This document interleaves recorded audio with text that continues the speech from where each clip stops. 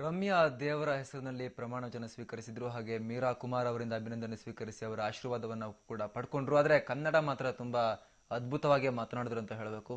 ಪರವಾಗಿಲ್ಲ, ಅಟ್ಲೀಸ್ಟ್ ಅಷ್ಟಾದರೂ ಮಾತನಾಡಿದ್ರಲ್ಲ ಅಂತ ತೃಪ್ತಿ ಪಡ್ಕೋಬೇಕಾಗತ್ತೆ. ರಮ್ಯಾ ಇವತ್ತು ಲೋಕಸಭೆಯಲ್ಲಿ ಕನ್ನಡದಲ್ಲಿ ಪ್ರಮಾಣ ವಚನ ಸ್ವೀಕರಿಸಿದ್ರು. ಆದರೆ ಅವರ ಕನ್ನಡ ಮಾತ್ರ ಗುಣಮಟ್ಟ ಅದು ದೇವರಿಗೆ ಪ್ರೀತಿ ಅಂತ ಕಾಣುತ್ತೆ.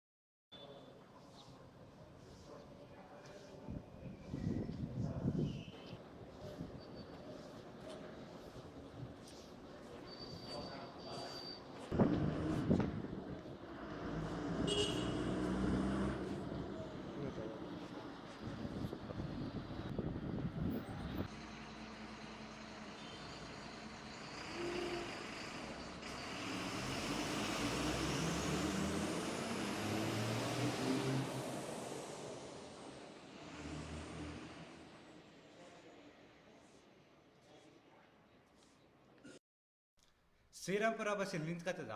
ವಾಟ್? ಶ್ರೀರಾಮ್ಪುರ ಬಸ್ಸು ಇಲ್ಲಿ ಬರ್ತದ? No, I don't know. Kannada ಬರಲ್ವೇ? No, mind your own business. ತಡಿ ಮಾಡ್ತೀನಿ ಇವಳಿಗೆ.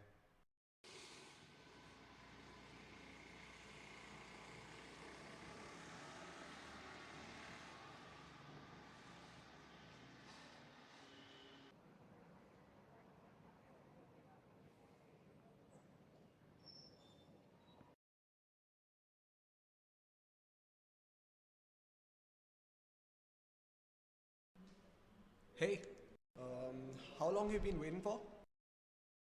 From past 1 hour. 1 hour. Where do you want to go? Railway station. Railway station. That's great. Even I wanted to go there.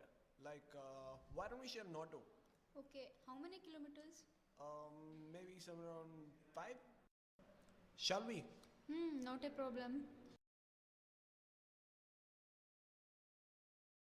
So, where do you work?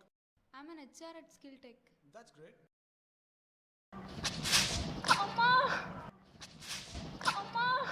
Amma! Amma!